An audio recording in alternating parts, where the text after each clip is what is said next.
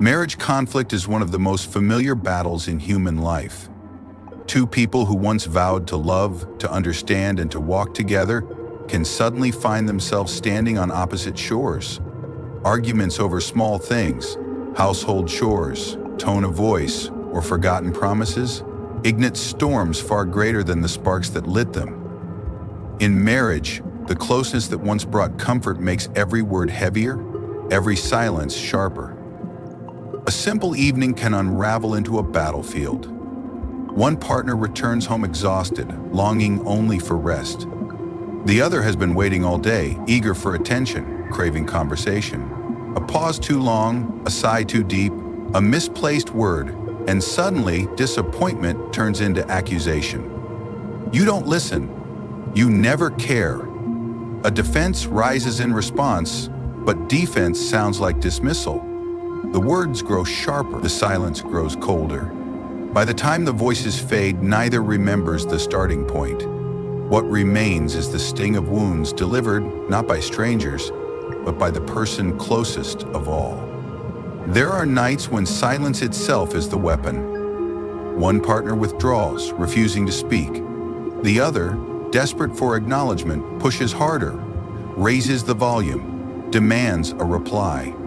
The silence deepens.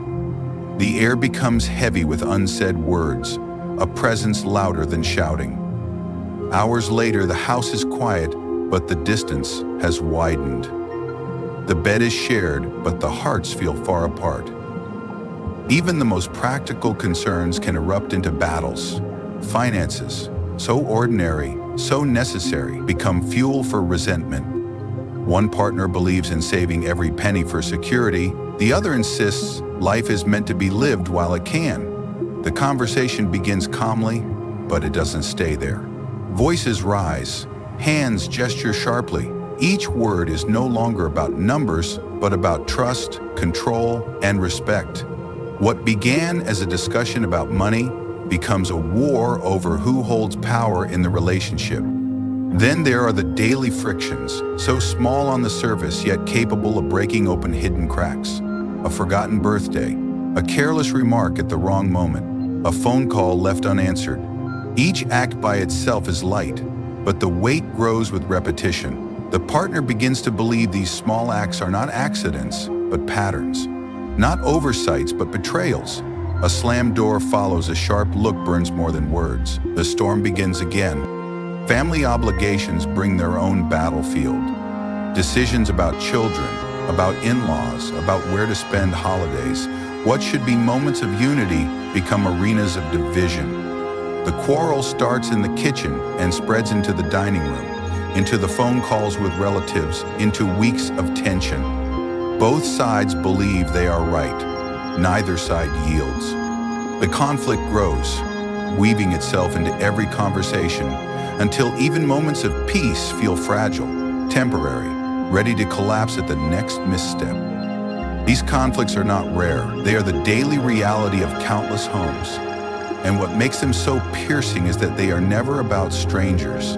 They are about the person we trusted most, the one who holds the key to our deepest emotions.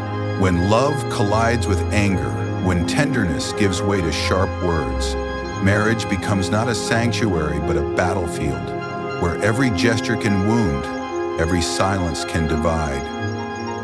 The question is unavoidable. When these storms rise, when the familiar home becomes a place of tension and hurt, how does one endure without being consumed? How can anger be resisted when the conflict is so personal, so close to the heart? Why do marriage conflicts so often spiral into deep wounds?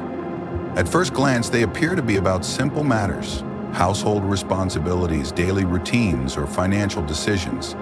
Yet beneath the surface lies a more powerful set of forces: expectation, ego, and fear. These are the hidden roots that feed misunderstanding and turn ordinary disagreements into painful confrontations. Expectations are the first and perhaps most common source. In marriage, expectations form silently over time. They are rarely spoken, yet they carry enormous weight. One partner expects the other to notice fatigue without being told.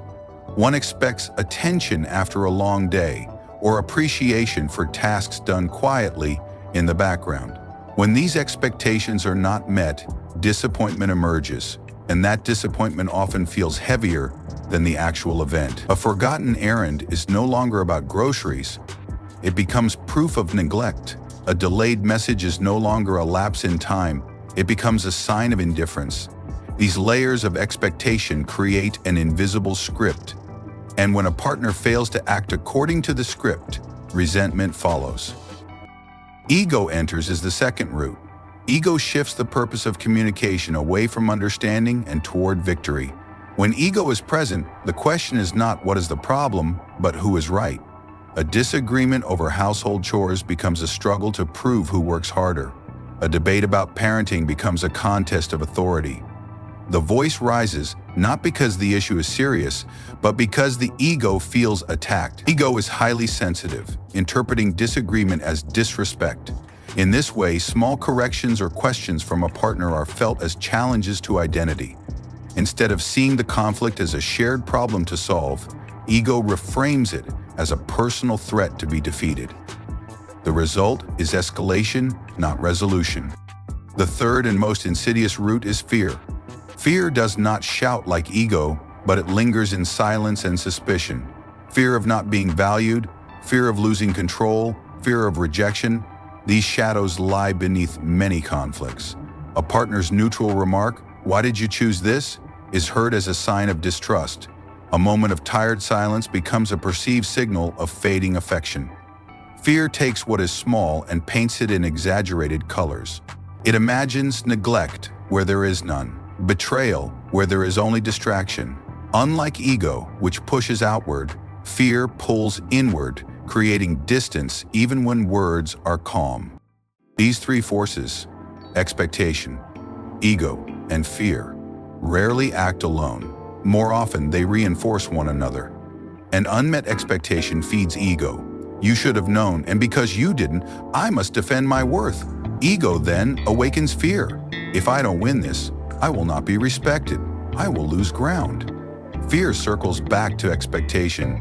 If they loved me, they would meet my needs without question. Together they form a cycle that repeats itself, with every small disagreement making resolution harder each time. The tragedy is that the original trigger is often minor. A forgotten task, a late arrival, a careless tone. These are small events in themselves, but once filtered through expectation, ego, and fear, they grow into symbols. They represent not just the act, but an entire narrative about love, respect, and security. What began as a detail of daily life becomes a test of the entire relationship. Influence a line. Trying to tell your story, the way you get done is a 9 test of the entire relationship. Understanding these roots matters, because without recognizing them, the conflict appears to be about the surface issue alone. Couples argue about money, chores, or time, without realizing they are really struggling against the weight of unspoken expectations, the sharpness of ego, and the silence of fear. These inner causes are what make marriage conflicts so destructive, because they turn simple differences into personal wounds, and they repeat themselves again and again until they are named and confronted. Imagine Marcus Aurelius transported into today's world, facing the modern marriage. He comes home after long hours of responsibility, weighed down by duty and fatigue. His partner, longing for connection, voices frustration. "You never spend enough time with me." The ordinary impulse in such a moment might be to defend, to argue, to point out all the efforts already made. But Marcus would pause. That pause is already an act of resistance, a choice to govern the mind before the mind is governed by anger. He would recall his own words, "You have power over your mind, not outside events. Realize this and you will find strength." His partner's frustration is an outside event, beyond his control. What remains entirely within his control is how he receives it, how he chooses to translate it inside himself. This is the core of Stoic discipline, to stop the mind from adding unnecessary judgment to the bare facts. Marcus would analyze the roots of the conflict as he had trained himself to do. The first root is expectation. His partner expected presence, attention, conversation. When those expectations were unmet, hurt followed. The second root is ego, the tendency to hear frustration as accusation and accusation as disrespect. Ego would tempt him to fight for recognition. Do you not see how hard I work? Do you not value my sacrifices? The third root is fear. The fear that neglect might mean love is fading. The fear that frustration might turn into rejection. In marriage, expectation, ego, and fear often weave together to make small differences feel unbearable. Yet Marcus knew these forces lose their strength when named clearly. So, his first act is inward. He separates fact from judgment. Fact: his partner feels neglected. Judgment: I am unappreciated, unfairly accused. The fact is undeniable and deserves response. The judgment is optional and deserves silence. By refusing to attach his worth to the words spoken, Marcus cuts off the power of anger before it grows. But he would not stop at internal clarity. He would act. His action would reflect the virtues he prized. With justice, he would acknowledge his partner's experience. With courage, he would open space for honest dialogue. With temperance, he would restrain the urge to retaliate. With wisdom, he would search for what is essential. His words would be calm, deliberate, and directed toward understanding rather than victory. Instead of raising his voice, Marcus might say, I hear that you feel I am absent. Tell me what moments matter most to you. This response does not dismiss the frustration, nor does it surrender his own dignity. It transforms the battlefield into a space for clarity. The conflict is no longer about who is right, but about what is needed. In matters of finance, the same method would guide him. One partner might say, we save too much, we never enjoy life. The other replies, we spend too much, we risk our future. Here expectation, ego, and fear are again at work. Marcus would resist turning preferences into moral accusations. He would ask himself, what is within our control? What is essential? What choice reflects reason rather than indulgence? He would not allow fear or poverty or ego over control to dictate the tone. His action would be measured, setting priorities with his partner in alignment with what is necessary, not what is driven by impulse. These actions are not dramatic, but they are decisive. They show how Marcus would transform conflict into practice. He would not escape disagreement, no marriage can, but he would not let disagreement become war. He would let reason stand guard at the door of his mind, admitting only what serves virtue. In practice, that means listening without defensiveness, asking questions rather than raising accusations, and choosing clarity over pride.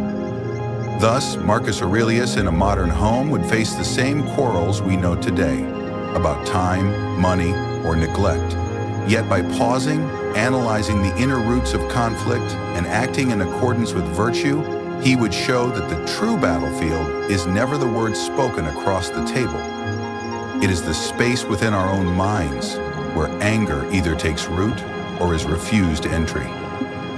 At the heart of Marcus's thought lies the dichotomy of control. This principle, repeated throughout his meditations, is the cornerstone of Stoic practice. In marriage, it takes on an urgent relevance. The partner's words, moods, and choices, no matter how much they affect you, are ultimately beyond your command. You cannot dictate how they speak when tired, how they react when stressed, or what emotions rise within them. But your patience, your clarity, and your response, these belong to you alone. This boundary is where freedom begins, even in the midst of conflict. Marcus did not chase comfort but virtue. Comfort may be pleasant, but it is unstable, always dependent on circumstances. Virtue, by contrast, is steady. In the context of marriage conflict, the Stoic compass points firmly to 4 directions: justice, courage, temperance, and wisdom. Justice means treating the partner fairly, not allowing anger to twist judgment into cruelty. Courage means facing tension without avoidance, staying present in the difficult conversation instead of fleeing or hiding. Temperance means restraining the sharp words and impulses that so easily burst forth. And wisdom means choosing actions guided not by ego, but by reason. Always asking, what serves the greater good of this relationship? For Marcus, anger is not strength, but a collapse of inner order. It is a failure of self-government. To be ruled by anger is to be less than free, for one's will becomes hostage to emotion. His reminder is sharp and practical. The best revenge is not to be like your enemy. In marriage, this takes on intimate meaning. When sharpness is met with sharpness, the fire only grows hotter. When insult is met with insult, wounds deepen. To refuse to mirror the other's anger is not weakness, it is mastery. It is the conscious choice to break the cycle where it begins. Marcus often practiced viewing events as if from above, adopting what modern readers might call a cosmic perspective. In the heat of a quarrel, emotions inflate the moment, making it feel overwhelming and final. But when seen from a higher vantage point, the quarrel shrinks. A sharp remark is no longer the collapse of the marriage. It is one ripple in the long river of shared life. By lifting the mind to this broader view, Marcus diminished the urgency of anger. He could remind himself that what seems unbearable now may be forgotten tomorrow, and what seems catastrophic is often only temporary. This Stoic framework does not deny conflict. Stoicism is not about pretending disputes never happen or emotions never rise. Rather, it places them in proportion. It insists that no matter the storm outside, the mind need not be surrendered to it. Peace of mind is never to be handed over to the noise of anger, the sting of pride, or the weight of fear. In practice, this means pausing before responding, separating what belongs to you from what belongs to the other, and refusing to let judgment blur the facts. Applied to marriage, this perspective transforms the battlefield. Disagreement no longer becomes proof of disrespect, it becomes an opportunity to practice virtue. A heated moment no longer marks the failure of the relationship, it becomes training for patience and temperance. By holding to the dichotomy of control, Marcus shows that the real struggle is not against the partner's words, but against one's own impulses. And here lies the lasting strength of Stoicism. It provides not escape but proportion, not denial but discipline. It teaches that even in the most personal of conflicts, where emotions run strongest, freedom remains possible, because freedom rests in governing the self. The lessons drawn from Marcus Aurelius' Stoic practice are not distant theories. They are living principles that shape how conflict unfolds in marriage. Each lesson is a discipline, not a slogan, and it requires practice. To see their strength, we take them one by one, allowing each to lead naturally to the next. First comes the power of pause. Every conflict begins with a spark, but the spark does not become fire unless we feed it. Before reacting, pause. The pause is the moment of freedom. It interrupts the automatic chain of hurtful words and lets reason enter. One breath can decide whether a quarrel deepens or dissolves. Marcus reminded himself that the mind can step back, examine an event, and choose its meaning. In the home, this pause is a shield.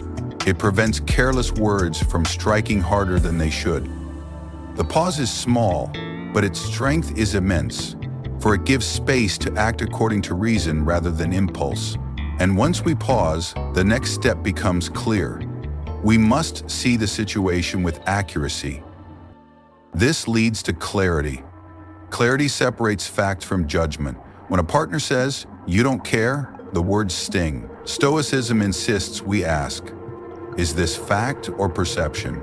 The fact might be simple. You forgot an errand, you missed a call, you were distracted. The judgment, "You don't care," is interpretation shaped by emotion. Facts invite conversation. Perceptions invite patience. Confuse the two, and you fight shadows. Marcus knew that suffering grows when we treat perception as truth.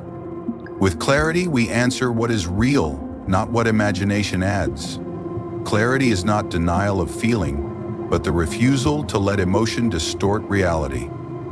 Once clarity is gained, we are faced with another danger, the temptation of pride. So we turn to humility. Humility is not defeat, but freedom from pride. In marriage, the urge to win is strong. We want recognition for our labor, acknowledgement for our sacrifices, and respect for our choices. Yet winning the quarrel often means losing closeness. Marcus warned against the lure of pride, which blinds judgment and closes the heart. Humility in conflict means listening even when sure of being right. It means asking, is this about proving myself or about remaining united? To release the need for victory is to protect intimacy and preserve truth at the same time. Humility transforms confrontation into dialogue.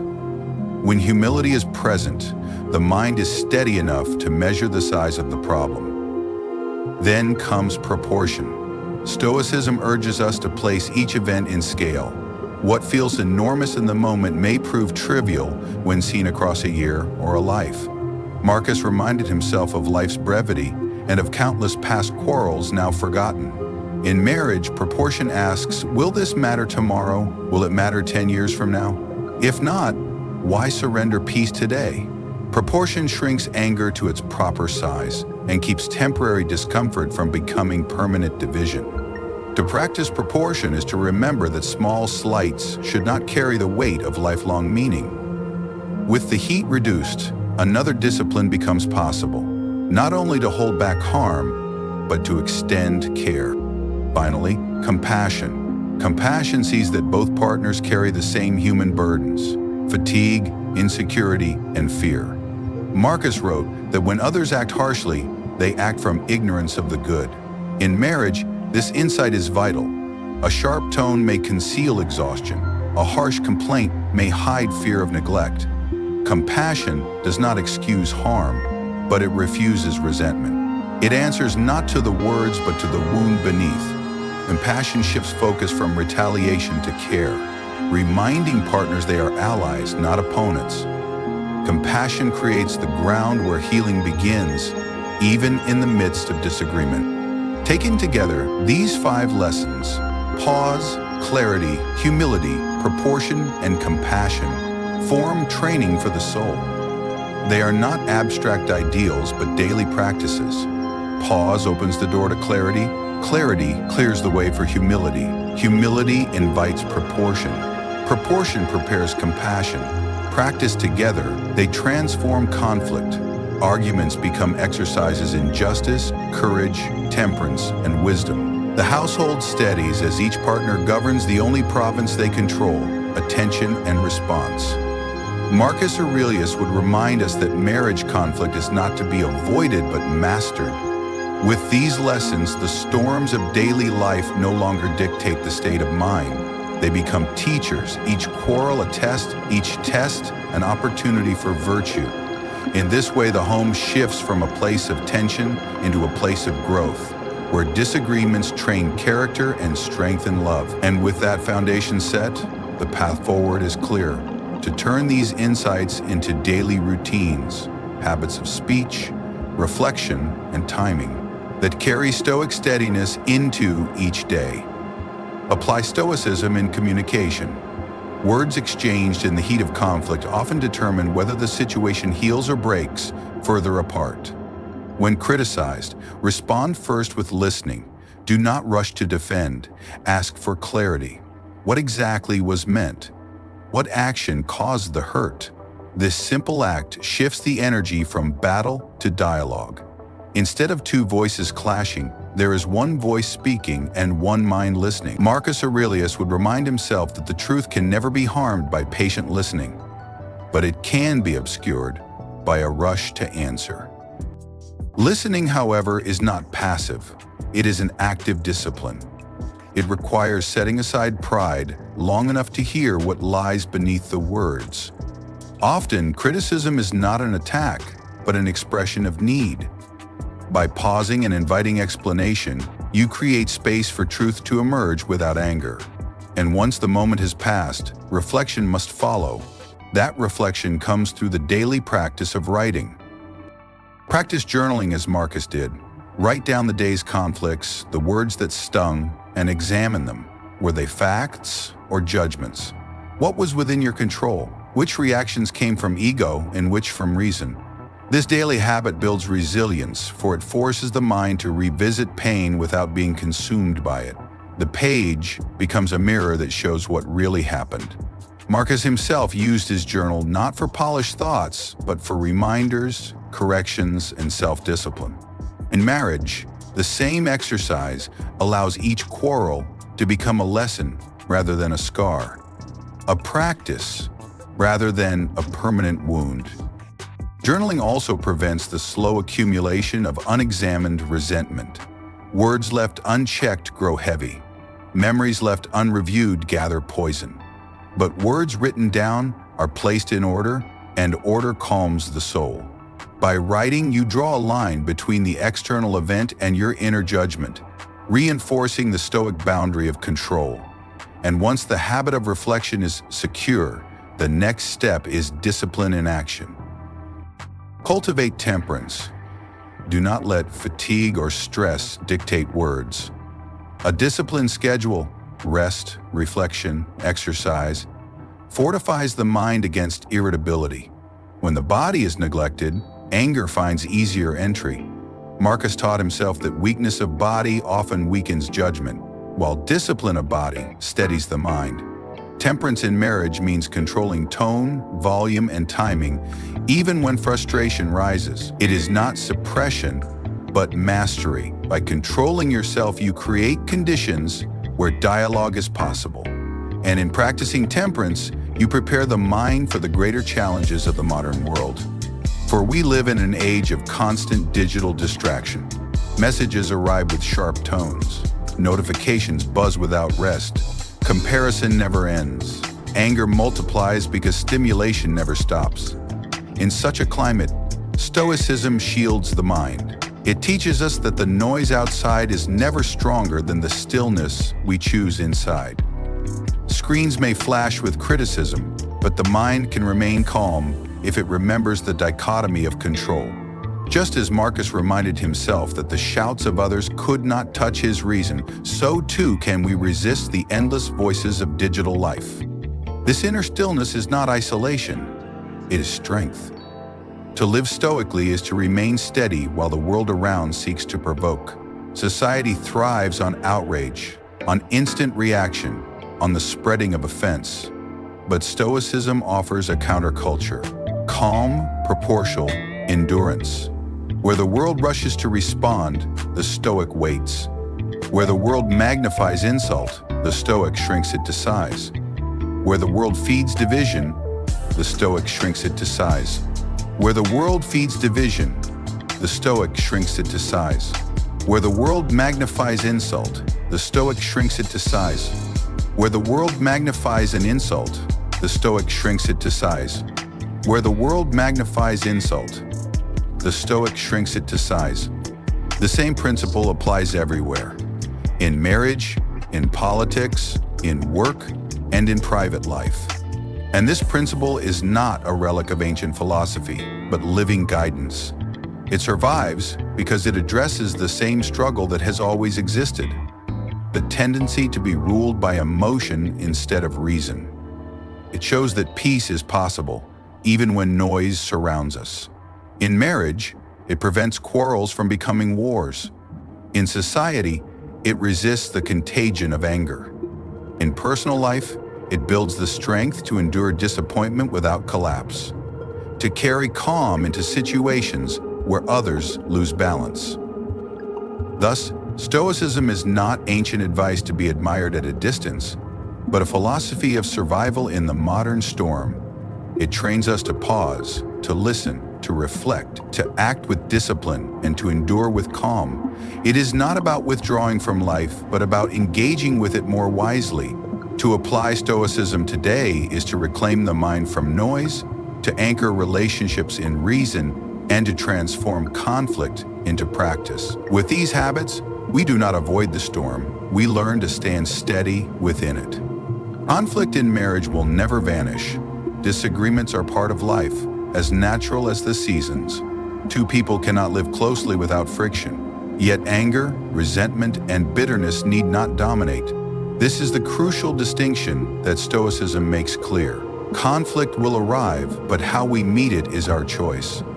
By pausing, separating fact from judgment, anchoring in virtue, and practicing daily, we can face even the most intimate quarrels without being consumed.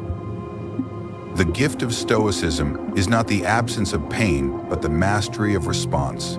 It does not promise that we will never feel irritation or hurt. It promises something deeper, that we will not be ruled by them. It grants freedom from being pulled into the storms of another's emotions. It reminds us that we can stand steady even when words are sharp, even when disappointment presses close.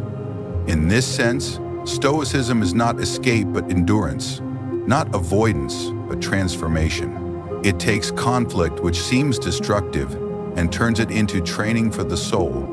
Marcus Aurelius wrote to himself again and again about this discipline. He knew that others would provoke, criticize, or misunderstand, but he also knew that to answer anger with anger was to become enslaved. The freedom he sought was inner freedom, the freedom to remain calm even when tested. Applied to marriage, this insight means that the battlefield is not conquered by louder words, but by steadier minds. It is not power over the partner that matters, but power over the self. To never be angry or bothered does not mean indifference. Stoicism does not teach us to become cold or detached from those we love. Rather, it calls us to remain present with calm, guided by reason, rooted in virtue. A Stoic spouse does not withdraw in silence, nor do they retaliate in rage. They stay, they listen, they weigh the words, and they answer in proportion. They do not deny emotion, but they refuse to let emotion become master. This practice is not achieved in a single moment. It requires training, just as Marcus trained himself each morning to expect interference, ingratitude, arrogance, and complaint. He did not prepare for a life free of difficulty, but for a mind free of surprise when difficulty came. In marriage, the same preparation is vital. Expect conflict, expect disagreement, expect moments of sharpness, but also expect yourself to meet them with steadiness. The training is daily, and the reward is peace. What then is the fruit of such discipline? It is a marriage where conflict does not destroy intimacy. It is a partnership where arguments become chances to practice patience, where misunderstandings become invitations to clarify, where sharp words become opportunities to choose restraint. The Stoic view makes every quarrel a classroom, every disagreement a test of justice, courage, temperance, and wisdom. This way of life is not theoretical. It is practical, demanding, and real. It shapes the way we speak, the way we pause, the way we reflect. It changes the energy of a home from reaction to reflection.